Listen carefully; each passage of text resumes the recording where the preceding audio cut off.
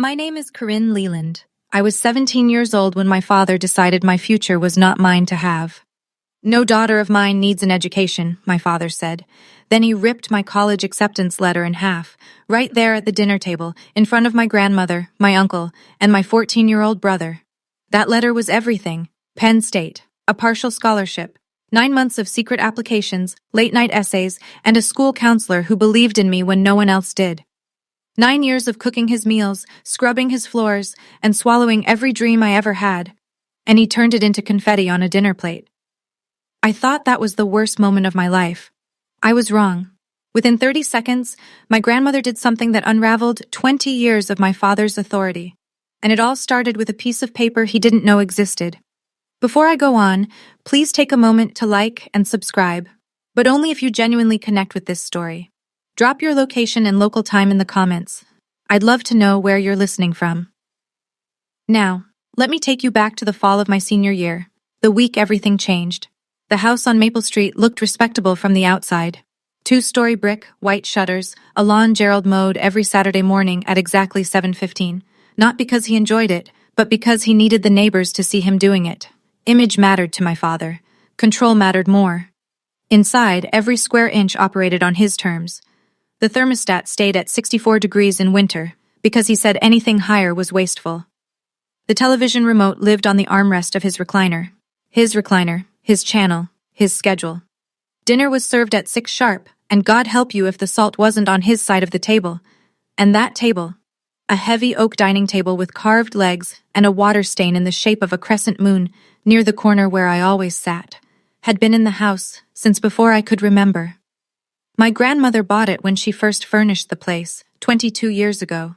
But my father called it my table, the way he called everything in that house my. This is my house, my rules. I heard that sentence every week, sometimes twice, sometimes before breakfast. I was 10 years old the first time he handed me a spatula and told me to make eggs. I burned them. He didn't yell. He just stared at me with this flat, quiet look that was somehow worse than yelling and said, "Your mother could do this in her sleep. Figure it out." So I figured it out.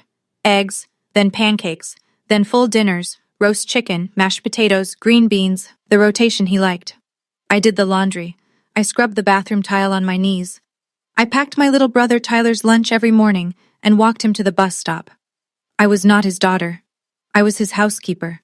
I just didn't have the words for it yet. He called it his house. But I'd learn later that he never owned a single nail in it. My mother's name was Diane. She had brown hair that curled at the ends without trying, and a laugh that made you feel like you were in on some wonderful secret. I know this because I was 8 years old when she died, and those 2 details are the ones I've held on to the tightest. Breast cancer, stage 3 by the time they caught it, stage 4 by Christmas. She was gone before the tulips came up in the yard she'd planted the spring before. After the funeral, my father changed. Or maybe he didn't change. Maybe the grief just burned away whatever thin layer of softness had been keeping the rest of him hidden. He moved through the house like a man sealing off rooms. First the photos came down. Every picture of my mother, off the walls, off the fridge, off the mantel, packed into a cardboard box and shoved into the garage behind the snowblower. I snuck one out. A small snapshot of her holding me at the county fair, cotton candy stuck to my chin, both of us laughing. I kept it pressed inside my biology textbook like a secret. Then the rules tightened. No mentioning Mom at the table. No crying where he could see it. No asking when things would feel normal again. "Your mother had dreams too," he said to me once when I was 12 and made the mistake of telling him I wanted to be a nurse someday. "Look where that got her." He said it the way you'd comment on the weather, just a fact, like dying was something she'd done on purpose to inconvenience him. I found out years later, from my grandmother, in a sentence she started and then stopped, looking away, that my father had forbidden my mother from going back to school. Diane had wanted to finish her nursing degree. He said no. She stayed. That was the first time I understood that silence in our family wasn't peace, it was obedience. My daily routine was simple, the way a cage is simple once you stop rattling the bars. 5:30, alarm. 5:45, downstairs, coffee started, eggs on the skillet. Gerald. I started calling him that in my head around 15, though never out loud. Liked his coffee black with exactly 1 sugar, and if I forgot the sugar, he'd push the mug to the center of the table without a word and wait for me to fix it. 6:15.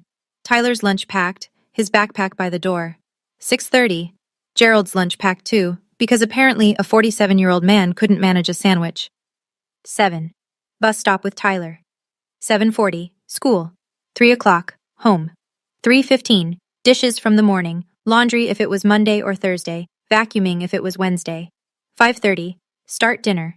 6. Serve. 6:45. Clear the table. Wash everything by hand because Gerald said the dishwasher was a waste of water. 8. Homework. Finally. 9:30 or later. Bed, if I was lucky. He checked the fridge to make sure I'd shopped right. He checked my phone, a flip phone so old the hinge was held together with tape, to make sure I wasn't wasting time. He didn't allow extracurriculars, no clubs, no sports, no friends over. "You've got responsibilities," he'd say, like I was 40 with a mortgage instead of 17 with a geometry test. I know what you're thinking. Why didn't I leave? I was 17. I had $11 in a mason jar under my bed. I couldn't sign a lease, open a bank account, or enroll myself in school without a guardian.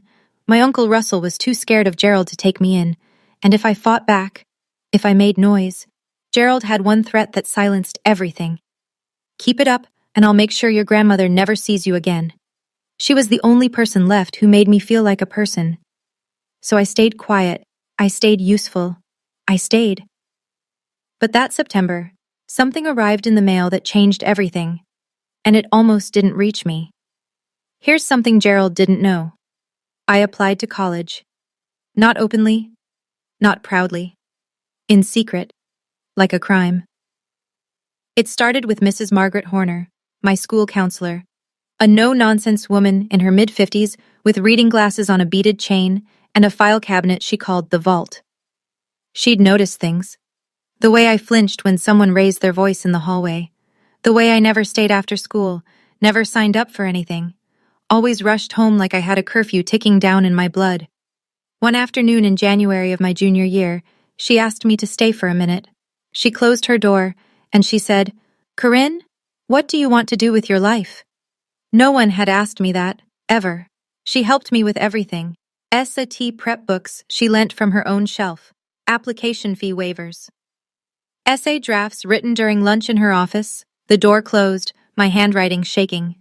We used the school's address as the return address on every application because Gerald checked the mailbox the way a warden checks cells, every day, without fail. But I also told my grandmother.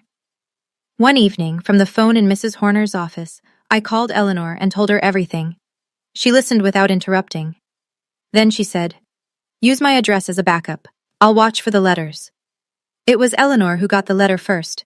Penn State. Accepted. Partial scholarship. $12,000 a year.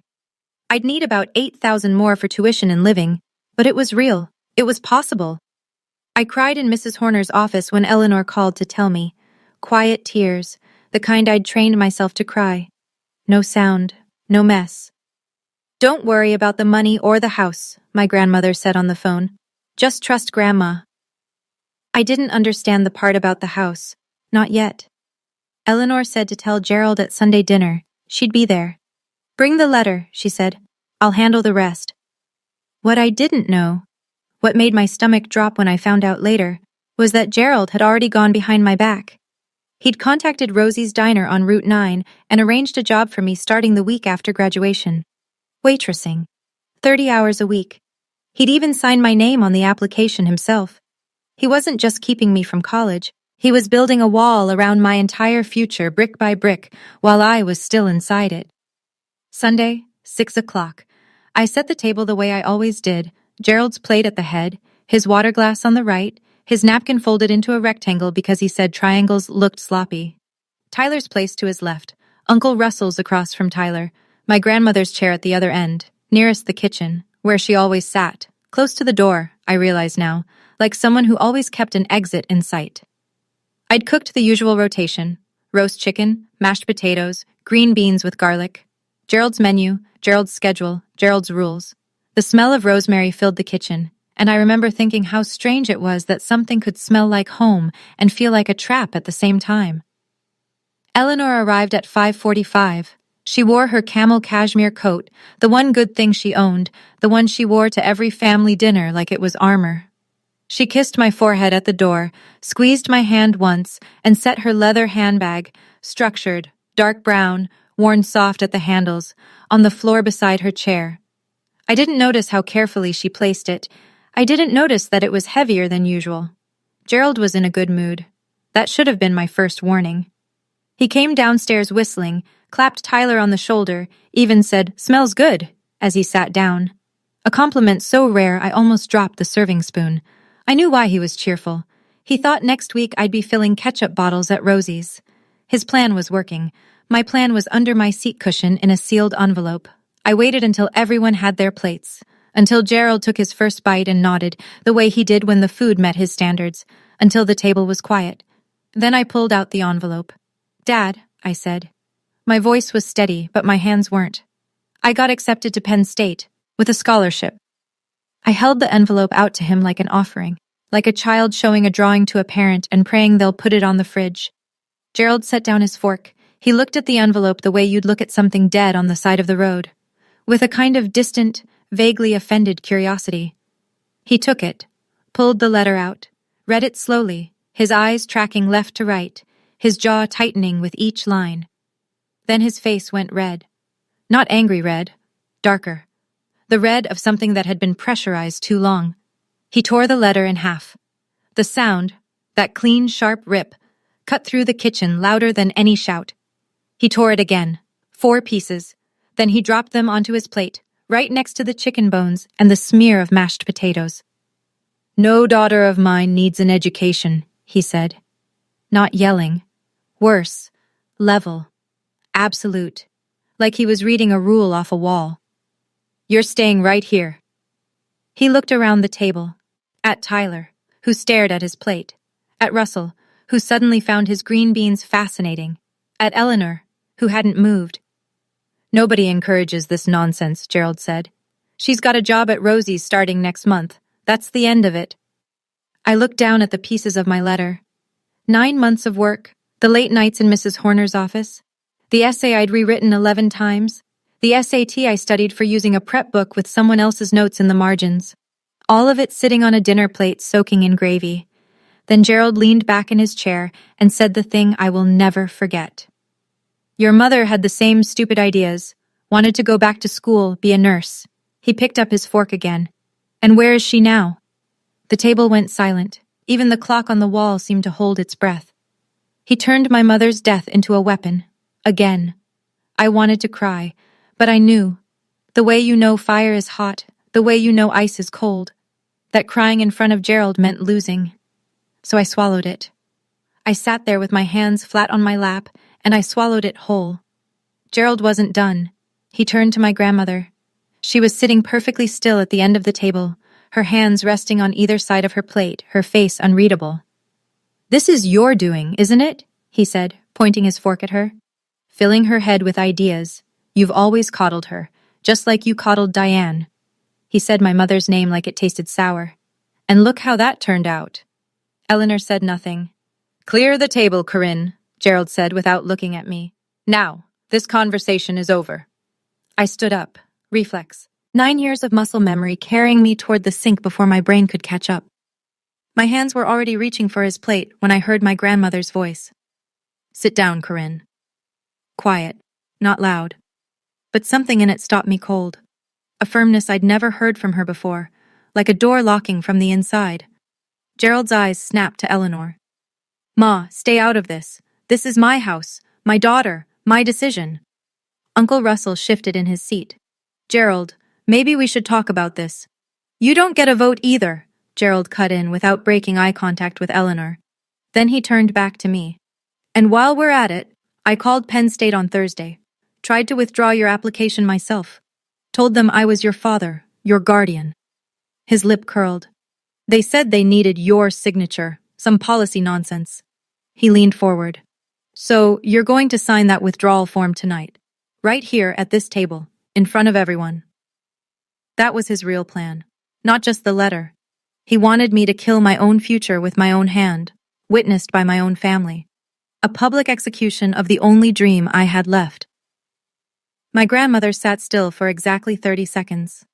I know, because I was counting. 30 seconds is longer than you think when the only sound is a clock ticking and your own heartbeat and the faint scrape of Gerald's fork against porcelain because he had actually gone back to eating, that confident that he'd won. 1 Mississippi. The refrigerator hummed. 10 Mississippi. Tyler stared at the torn pieces of my letter like he was trying to put them back together with his eyes. 20 Mississippi. Uncle Russell's hand was wrapped around his water glass so tight his knuckles were white. 30. My grandmother set her napkin down. She folded it, neat, precise, placed it to the right of her plate the way she always did, like even this small act deserved dignity. Then she pushed her chair back and stood up. She moved slowly. Not frail, deliberate. She walked to the coat closet by the front door and took out her camel cashmere coat. She put it on, one arm at a time, and buttoned it at the waist with steady hands. Gerald looked up from his plate. "Where are you going? Dinner's not over." Eleanor walked back to the table. She stood behind her chair. She looked at my father, not through him, not past him, but directly at him, the way you look at someone you finally stopped making excuses for. And she said 2 words. "Pack her bags." Gerald laughed. A big laugh, a real laugh, the kind that comes from the belly and fills a room, the laugh of a man who believes the world is organized exactly the way he arranged it. "Pack her bags," he said, still grinning. "And send her where? With what money?" My grandmother didn't answer. She reached down, unclasped her leather handbag, and pulled out a stack of papers held together with a single staple. What she put on the table next was the reason my father had been living like a king in a castle that was never his. It was a deed, a property deed, notarized, stamped, filed with the county recorder's office, every line crisp, every signature verified, and at the top, in black ink that 22 years hadn't faded, one name, Eleanor M. Leland, sole owner, not Gerald and Eleanor, not the Leland Family Trust. Just her. One name, one woman, one signature. "This house has been in my name since 2002, Eleanor said. Her voice didn't waver.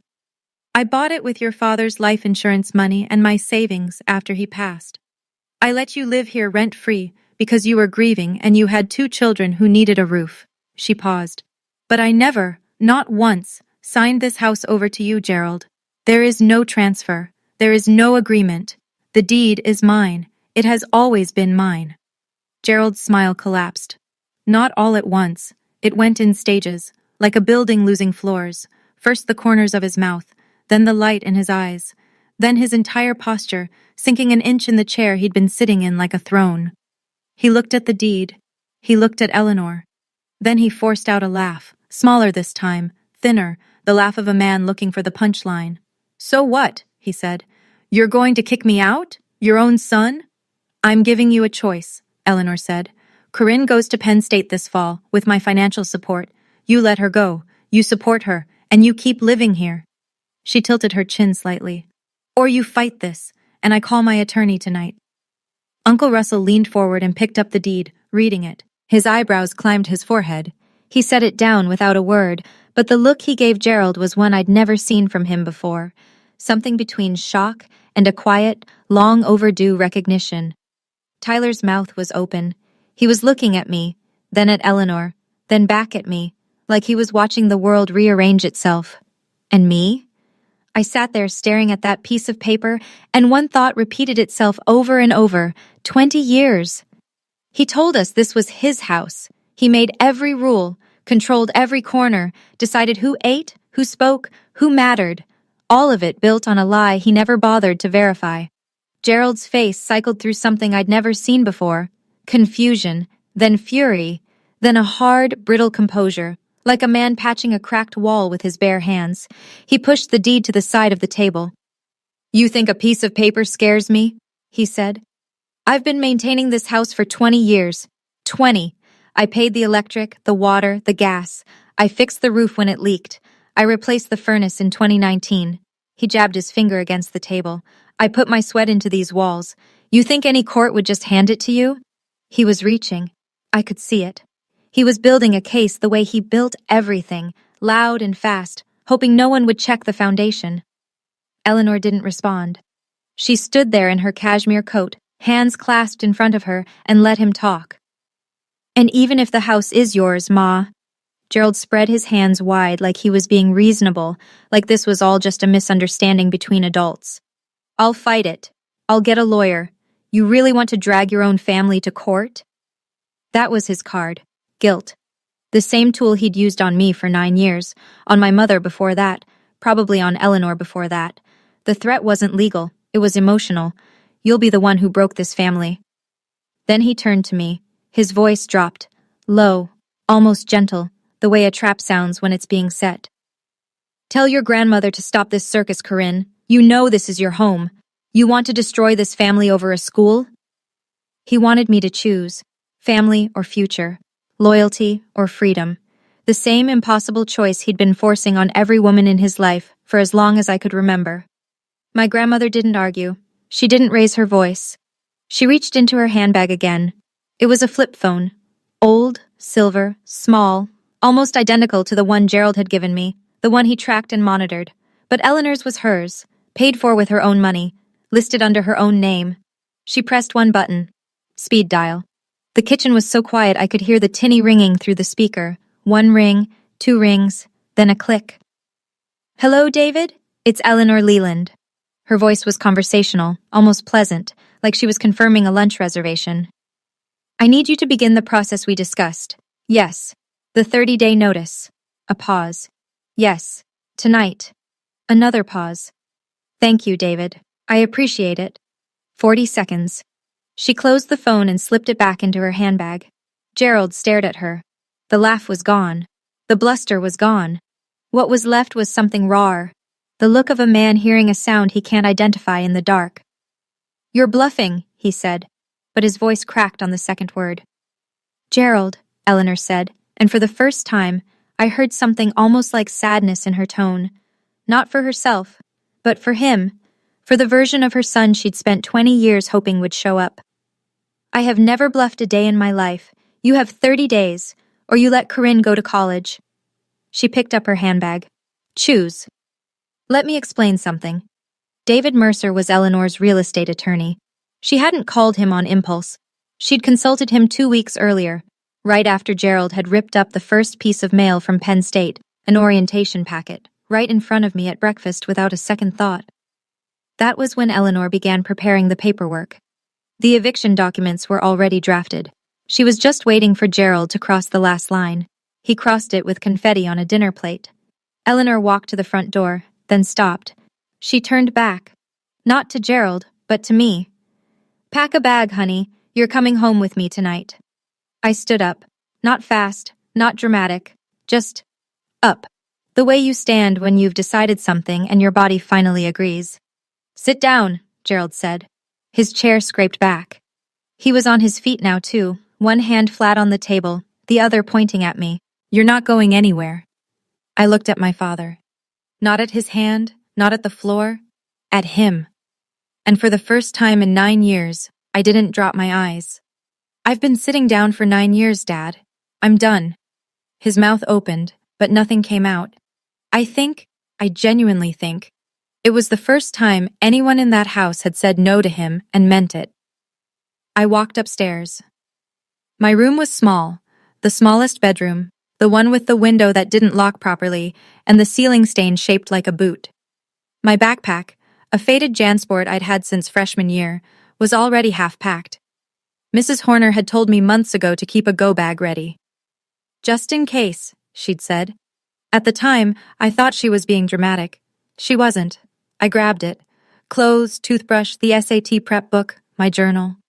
Then I reached into my biology textbook and pulled out the photo of my mother at the county fair. Cotton candy, laughter, a version of my life that cancer and Gerald had erased. I slipped it into my jacket pocket, against my heart. Tyler was standing in the hallway, 14 years old, still in his baseball jersey, his eyes red. Corinne. I pulled him into a hug. He was almost my height now. I'm not leaving you, I said into his hair. I'm just leaving this. I went downstairs. Gerald stood at the bottom of the staircase blocking the door. If you walk out that door, he said, and his voice was shaking now. "Don't come back." I walked past him. He didn't move to stop me. I think some part of him knew, had maybe always known, that the only thing keeping me there was the lock, and the lock had just been changed. Eleanor had the car running, headlights on, engine humming, the passenger door already open. Behind me, I heard Russell's voice, quiet, almost apologetic, but clear enough to carry. "I'll bring the rest of her things tomorrow, Ma." It was the first time Uncle Russell had ever gone against Gerald in front of the family. It would not be the last. I got in the car. I put my backpack on my lap. I didn't look back at the house. Eleanor pulled out of the driveway, and for the first time in 9 years, Maple Street got smaller behind me. I want to pause here for a moment. If you've ever had to leave a place you thought was home, whether it was a house, a relationship, or just a version of yourself you'd outgrown, you know what that drive felt like. If this story is hitting close, tap that like button so I know you're here. And if you want to know what happened Monday morning when the eviction notice landed on my father's doorstep, stay with me. This story isn't over yet. Eleanor's apartment was small. 1 bedroom, 1 bathroom, a kitchen with a window that overlooked the parking lot of a laundromat. It smelled like lavender and lemon dish soap and something warm I couldn't name but recognized. Safety, maybe. The absence of eggshells. She gave me the bed. I told her I'd take the couch. She told me she wasn't asking. "I've slept on worse," she said, pulling an extra blanket from the hall closet. "Your grandfather snored like a diesel engine for 41 years. A sofa is an upgrade." I lay in her bed in the dark, staring at the ceiling, and the voice in my head was not my own. It was Gerald's. "You just destroyed your family. You're selfish. Who do you think you are?" 9 years of his voice, embedded in me like splinters. I could leave the house, but I couldn't leave that. A knock on the door. Eleanor came in with a mug of warm milk and sat on the edge of the bed. She didn't say anything for a while. Then, "Your mother would be so proud of you tonight." That broke me. Not Gerald's cruelty, not the torn letter, not the walk past him at the bottom of the stairs, but those 7 words, spoken quietly in a small bedroom that smelled like lavender. I cried, not the silent, controlled tears I'd trained myself to produce. Real crying. The ugly kind. The kind I hadn't allowed myself since I was 8 years old. Eleanor held my hand and let me finish. Then she told me something I wasn't expecting. She'd opened a savings account in my name when I was 10. $200 a month from her teacher's pension, every month, for 7 years. "It's at $16,800, she said, as matter-of-factly as if she were reading a grocery receipt. "Between that and the scholarship, you'll be fine for the first year. We'll figure out the rest." I wiped my face. "Grandma, why didn't you do this sooner?" She was quiet for a long time, long enough that I thought she hadn't heard me. "Because I kept hoping he'd change," she said. "That was my mistake." Gerald didn't wait long. The calls started the next morning. Eleanor's phone rang at 7:15. She looked at the screen, silenced it, and went back to making toast. It rang again at 7:20. 7:31, 7:45. She let everyone go to voicemail. Then he called me. The first time his voice was soft, almost unrecognizable. "Come home, sweetheart. We can talk about this. I was upset. I said things I didn't mean. Let's sit down like a family." I didn't answer. I just listened. 2 hours later, the second call.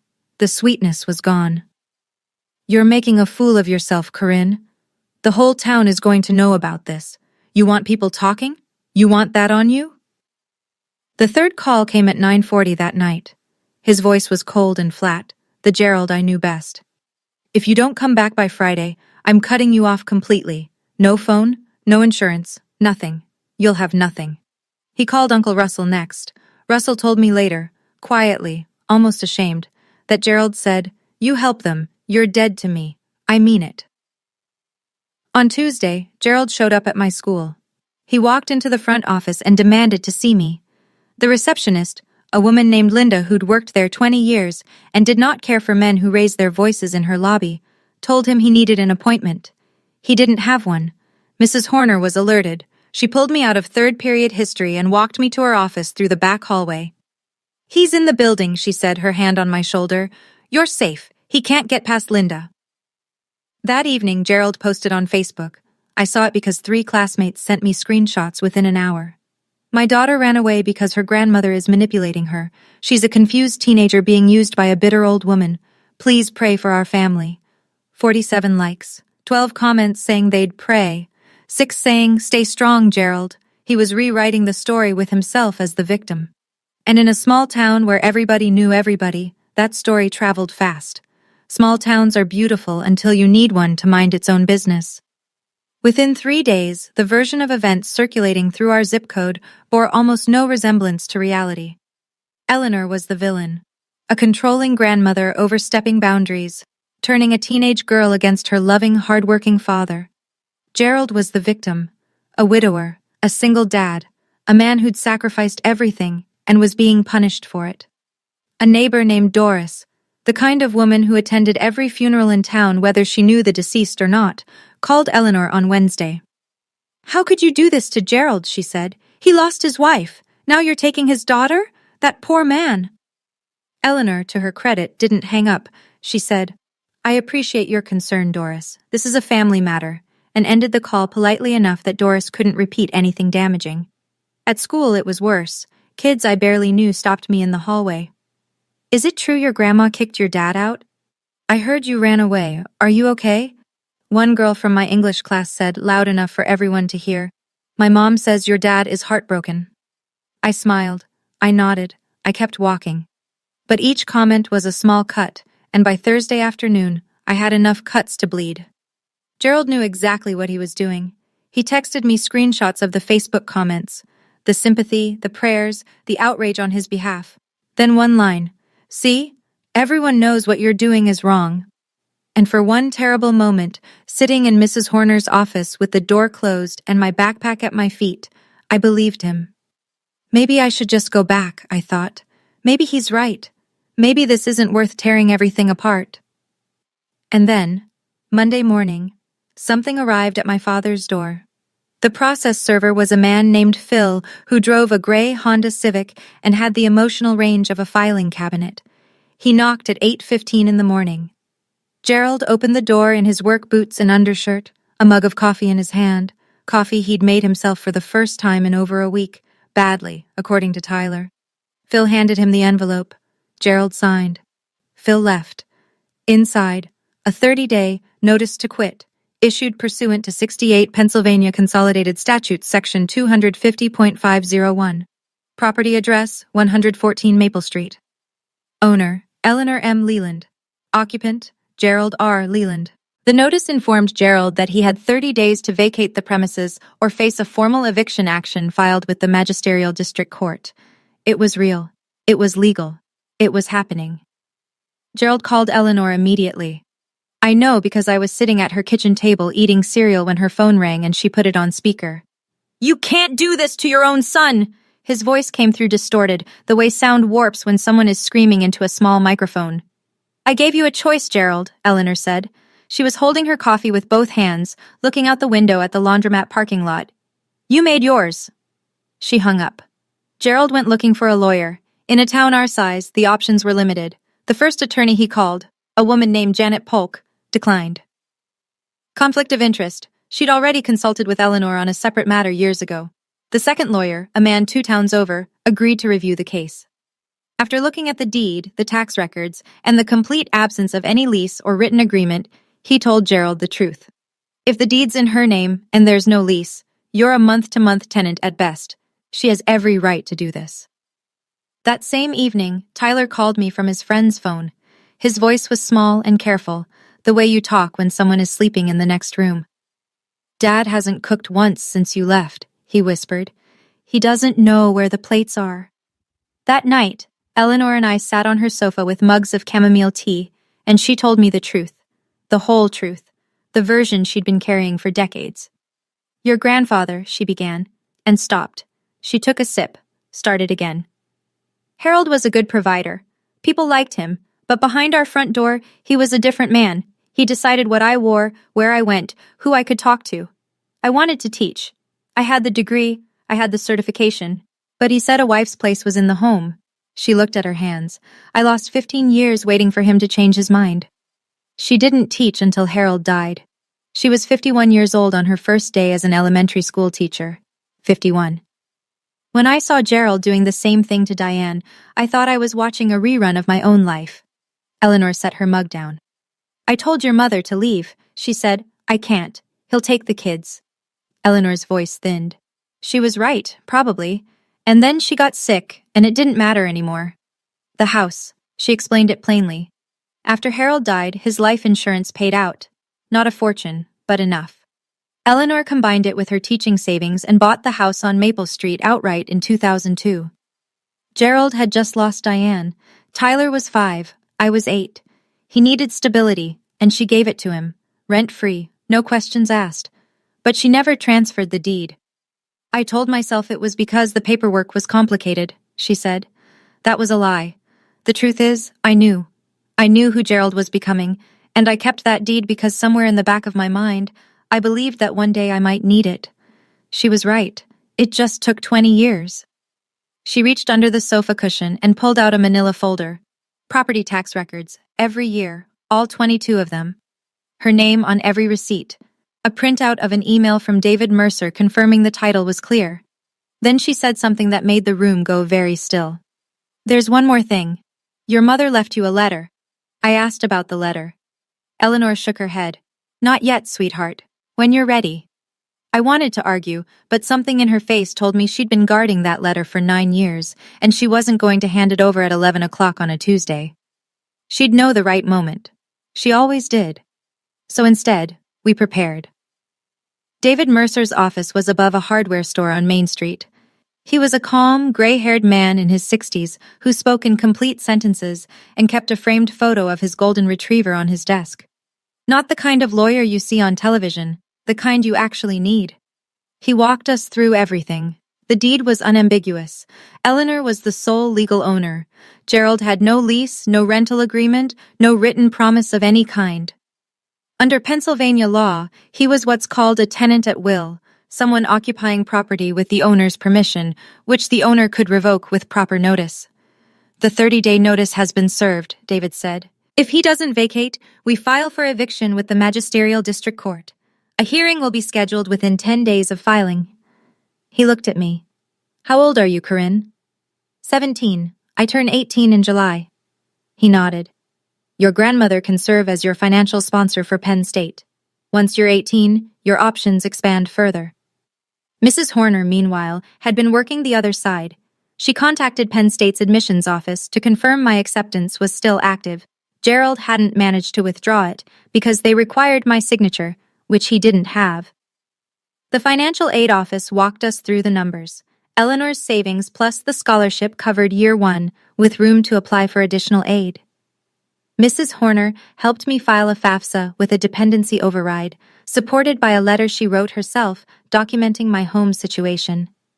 For the first time, my future wasn't a dream someone could tear up at a dinner table. It was a file, a folder, signatures, stamps, and numbers that added up. For the first time, I wasn't asking for permission. I was filing paperwork. Gerald did not go quietly. He found a lawyer, a man named Craig Weiss from a town 40 minutes away, the kind of attorney who took cases on contingency and asked questions later. Within a week, Weiss filed a response to the eviction. Gerald claimed adverse possession and cited a verbal agreement in which Eleanor had allegedly promised to transfer the house upon his retirement. There was no such agreement. Eleanor told David Mercer this with the same calm she applied to everything. I never said that. Not once. Not ever. But Gerald wasn't relying on truth. He was relying on delay and intimidation, 2 things he'd been perfecting his entire life. Weiss sent a letter to Eleanor suggesting she was being unduly influenced by her granddaughter. The letter used the phrase potential elder exploitation and hinted that Gerald might contact the Department of Aging if Eleanor didn't reconsider. So Gerald did exactly that. He called the county's area agency on aging and reported that his 72-year-old mother was being financially manipulated by a minor. A caseworker came to Eleanor's apartment on a Thursday afternoon. Her name was Beth, and she was thorough. She interviewed Eleanor alone for 45 minutes. She reviewed the deed, the bank records, the correspondence with David Mercer. She asked Eleanor 3 times, in 3 different ways, whether she was being pressured by anyone. Eleanor answered each time the same way. I am of sound mind, I have my own attorney, and I am making this decision freely. Beth closed the case the same day. No evidence of exploitation, the report read. Client is alert, oriented, and represented by counsel. That Friday night, Gerald showed up at Eleanor's apartment at 11 o'clock. He pounded on the door hard enough to rattle the chain lock. You're going to regret this, Ma, he shouted. Both of you, Eleanor called the police. They arrived in 9 minutes. Gerald was escorted to his truck and given a verbal warning. A report was filed, incident number and all. He drove away. I stood in the hallway behind Eleanor, my hand on the wall, and told myself the truth. He wasn't fighting for his family. He was fighting for control, and he was losing it. But there was something Gerald didn't know, something my grandmother had been carrying for 9 years. Tyler called on a Saturday morning, whispering so fast I had to ask him to slow down twice. I found something, he said. In Dad's desk, the bottom drawer, the one he keeps locked. He left the key in his jacket and I looked. What Tyler found was a manila folder. Inside it, every piece of college mail that had ever been sent to me. Not just the Penn State acceptance. There were letters from Temple University, a brochure from the University of Pittsburgh, a SAT score report I'd never seen. All of it intercepted from the mailbox over the past year, shoved into a drawer and locked away. My father hadn't made a rash decision at a dinner table. He'd been systematically erasing my future for months. Tyler took photos with his friend's phone and sent them to me. I sat on Eleanor's couch and scrolled through image after image. Envelopes with my name on them, opened, read, and hidden by the man who was supposed to protect me. And then, at the bottom of the folder, Tyler found something else. A congratulations card, addressed to me, postmarked 8 years ago. The handwriting was unfamiliar. The return address was in Philadelphia. It was from my Aunt Patricia, my mother's sister. The woman Gerald told me wanted nothing to do with us after the funeral. The woman he said had moved on and forgotten about you. She'd written, Corinne, honey, congratulations on starting high school. Your mama would be so proud. I think about you every single day. Love, Aunt Patty. 8 years. He'd kept her from me for 8 years. I don't want to be like him, Corinne, Tyler said, and his voice broke on my name. Gerald did not vacate the house. 30 days came and went. He stayed on Maple Street like a man who believed that stubbornness was the same as a legal right. So Eleanor and David Mercer filed for formal eviction with the Magisterial District Court, and a hearing was scheduled for a Tuesday morning, 3 weeks later. The courtroom, if you could call it that, was a small room in the municipal building off Route 6. Fluorescent lights, wood-paneled walls, an American flag in the corner that leaned slightly to the left. 5 rows of wooden benches for spectators, a raised desk for the judge, no jury, just people and paper. Gerald sat on the left side with Craig Weiss. He was wearing a dress shirt, light blue, ironed, the first time I'd ever seen him in anything but flannel or a work polo. Khaki pants with a sharp crease. But his work boots peeked out beneath the cuffs, scuffed and familiar, and somehow that detail made me sadder than anything. Eleanor sat on the right with David Mercer. She wore a navy blazer over a white blouse, her silver hair in a low bun, her posture the kind of straight that comes from decades of standing in front of a classroom. She looked like exactly what she was, a retired teacher who had done her homework. I sat in the first row behind Eleanor. My hands were in my lap. My backpack was at my feet. Behind us, Uncle Russell, who had driven 40 minutes to be there. A few faces I recognized from town, people who'd seen the Facebook post, heard the gossip, and come to watch. The court clerk, a young woman with a laptop, recorded everything. The room was small, but it had an audience. And audiences change the way people behave, or, in Gerald's case, the way they reveal themselves. Judge Morrison entered, a woman in her early 60s, silver reading glasses, no nonsense. She sat down, opened the file, and said, "Let's begin." Craig Weiss went first. He spoke quickly, building Gerald's case like a man stacking cards on a windy day. Gerald had maintained the property for 2 decades. Gerald had paid utilities. Gerald had invested significant sweat equity into the home. There was, Weiss argued, an implied agreement that Eleanor would eventually transfer ownership. Judge Morrison listened. She did not interrupt. She took notes. David Mercer stood up. He was quieter than Weiss, slower, and somehow more devastating for it. He presented the deed. Filed with the county recorder's office in 2002, Eleanor M. Leland, sole owner. He presented 22 years of property tax receipts, all in Eleanor's name. He presented a title search confirming no liens, no transfers, no co-owners, no encumbrances of any kind. Your Honor, Mercer said, the deed is unambiguous. My client is the sole legal owner. There is no lease, no written agreement, and no evidence, written or otherwise, of a promise to transfer. Mr. Leland is, at best, a tenant at will. The 30-day notice was properly served. Judge Morrison turned to Gerald. She removed her glasses. Mr. Leland, she said, can you present any written document, a lease, a contract, a letter, anything at all, that shows your mother agreed to transfer ownership or grant you a permanent right to reside in this property? Gerald looked at Weiss. Weiss looked at the table. It was understood, Gerald said. He leaned forward. She's my mother.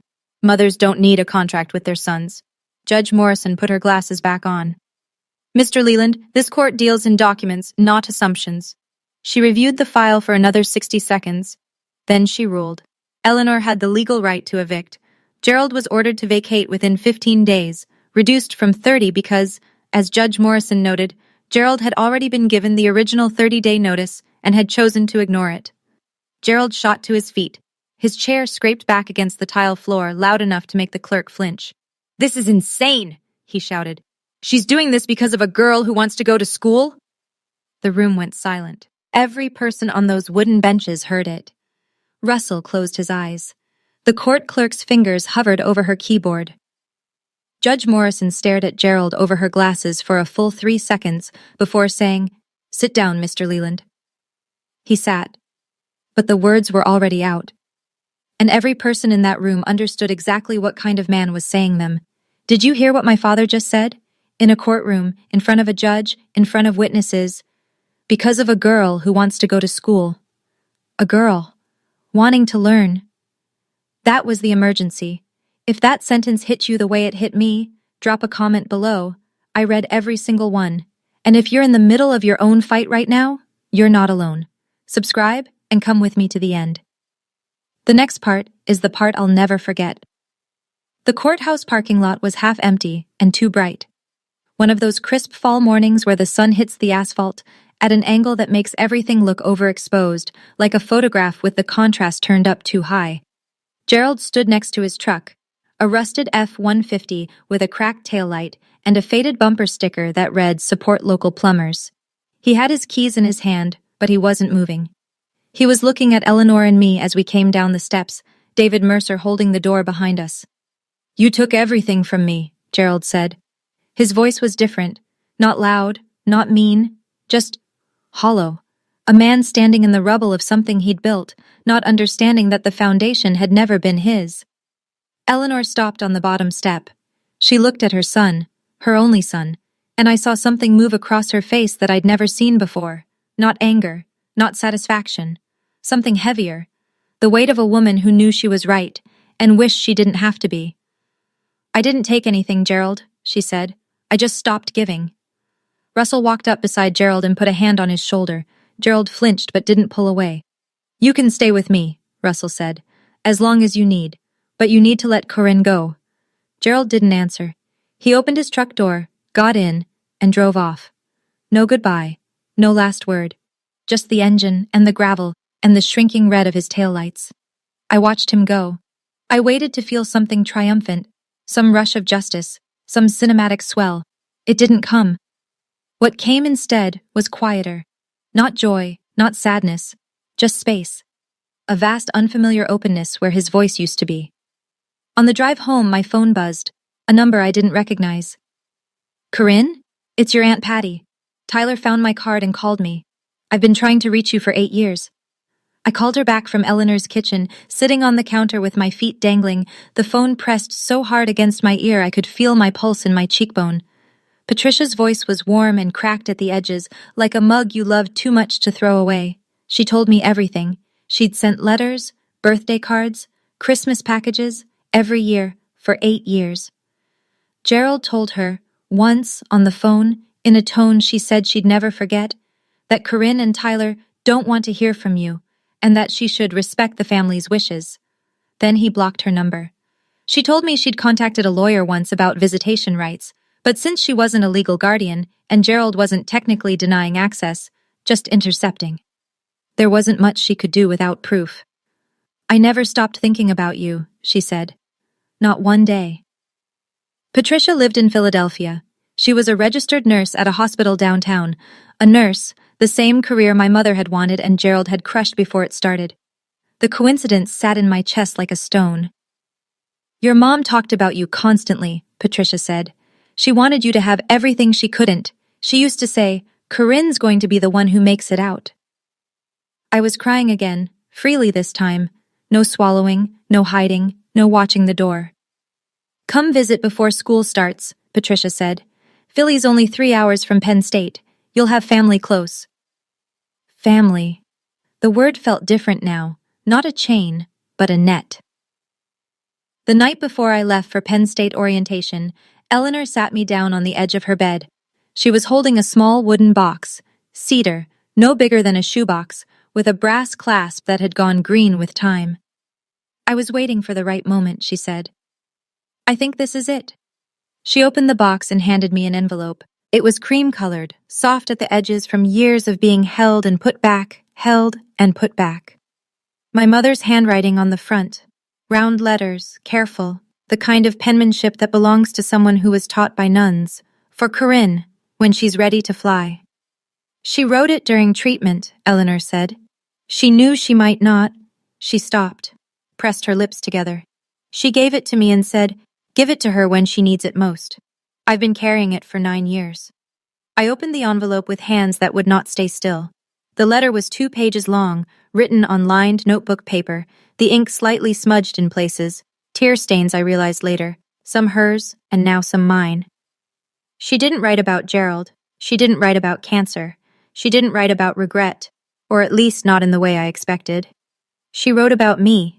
She wrote about the morning I'd made her breakfast in bed when I was 7, burnt toast and orange juice with pulp I'd tried to strain through a paper towel.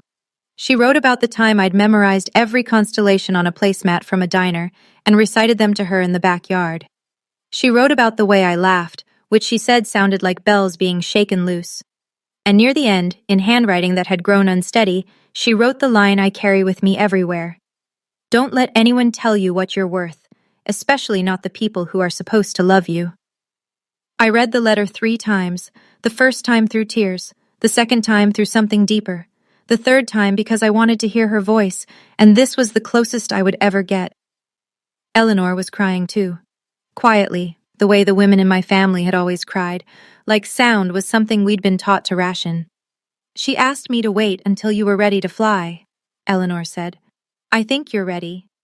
I held the letter against my chest and breathed, and for the first time the ache of missing my mother didn't feel like a wound. It felt like a compass. Let me tell you what happened next, because the numbers matter. Numbers don't lie, and they don't change their story when someone starts crying. Gerald vacated the house on Maple Street 8 days before the court-ordered deadline. He moved into a 1-bedroom apartment above a dry cleaner on the other side of town. $750 a month, the cheapest he could find. He'd been living rent-free for 20 years in a house valued at approximately $185,000. The math on what that cost him to lose is the kind of calculation that keeps a man awake at 3 in the morning. He still had his plumbing job. He still had his truck. But the thing he'd lost, the kingdom, the throne, the illusion of authority built on a piece of paper that was never his, that couldn't be replaced with overtime. Eleanor kept the house. She didn't move back in. Instead, she rented it to a young family, a couple with 2 kids and a dog, for $1,200 a month.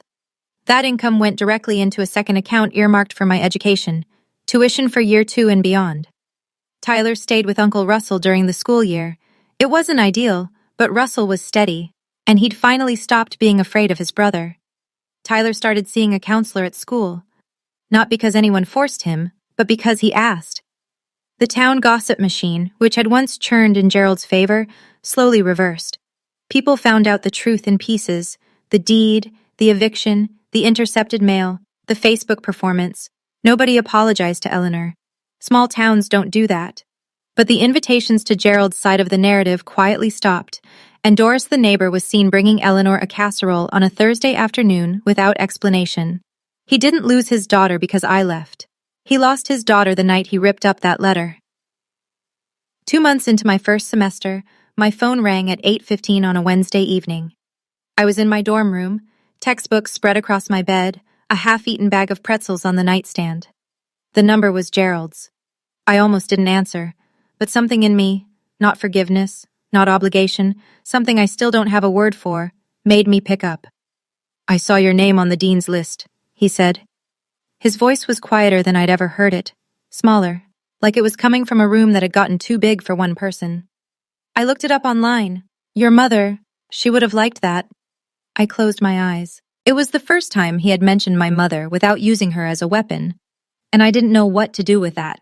This tiny, late, insufficient acknowledgement from the man who'd spent a decade teaching me that my dreams were a waste of his time. "Thank you for saying that, Dad," I said. "But I'm not ready to talk yet. When I am, I'll call you." I hung up. I sat in the silence of my dorm room and listened to my own breathing. I didn't feel angry. I didn't feel relieved. I didn't feel the satisfaction people expect you to feel when the person who hurt you finally shows a crack in their armor. I just felt clear. Forgiveness isn't something I owe him. Maybe it'll come one day. Maybe it won't. But my education, my future, those were never his to take. Penn State in October is the kind of beautiful that earns its keep. The maples on the quad burn orange and red, and the air smells like wood smoke and possibility. And everywhere you look, there are people carrying books and coffee, and the quiet assumption that they belong here. I belonged here. My dorm was a cinder block box on the 3rd floor of East Halls, shared with a girl named Rachel, who talked in her sleep and kept a collection of succulents on the windowsill she'd named after Supreme Court justices. She was strange and kind, and the first friend I'd made based entirely on who I was, not who I was related to or what I could do for them. I declared pre-nursing. Not because Aunt Patricia was a nurse, not because my mother had wanted to be one, but because somewhere between the burnt toast and the biology textbook and the 9 years of taking care of everyone but myself, I'd realized I was good at caring for people. And I wanted to do it on my own terms, for people who actually needed it, in a place where it counted. Eleanor called every Sunday night at 7. We talked about her week, my classes, the tenants in the Maple Street house, the weather, normal things. She never brought up Gerald unless I did. Tyler FaceTimed every Wednesday. He was growing. His voice was changing. He'd joined the track team at school, the first extracurricular a Leland kid had been allowed to do in a decade. Aunt Patricia invited me to Philadelphia for Thanksgiving. I went. She made my mother's stuffing recipe. I didn't cry. I just ate 2 helpings and asked for the recipe, and Patricia smiled like I'd given her something she'd been waiting years to receive. On my desk in the dorm, between a second-hand laptop and a stack of anatomy flashcards, I kept 2 things: the photo of my mother at the county fair, and her letter, pressed flat inside a clear plastic sleeve so the ink wouldn't fade. Nobody here told me I can't, and that still felt new. I'm not going to stand here and tell you what to do with your life. I'm 20 years old. I'm still figuring out my own. But I can tell you what I learned. I learned that silence isn't loyalty. My grandmother was silent for 20 years because she loved her son and kept hoping he'd become the man she raised him to be. That silence cost my mother her dream. It almost cost me mine. Eleanor would be the first to tell you, waiting isn't patience when someone is drowning. I learned that power doesn't have to be loud. My father shouted, he slammed, he controlled every room he walked into by making everyone afraid to breathe wrong. My grandmother sat quietly at the end of a dinner table and changed my entire life with a deed, a phone call, and 6 words: pack her bags and choose. She didn't save me with magic. She saved me with paperwork and patience. And I learned that leaving isn't the same as giving up. I didn't abandon my family when I walked out of that house with a JanSport backpack and a photo in my pocket. I left a system that was designed to keep me small, and the moment I stepped outside, I started growing. If you're in a house where your dreams get torn up at the dinner table, I hope you find your Eleanor. Or maybe you are someone's Eleanor. And if you are, don't wait as long as she did. That's my story. Thank you for staying until the end. It means more than you know. If this reached you, hit that like button and subscribe. Turn on notifications so you don't miss the next one. I want to hear your story. Drop it in the comments or send me a message. Every story matters, especially the ones that almost didn't get told.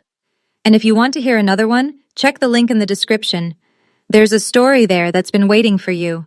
I'll see you in the next one.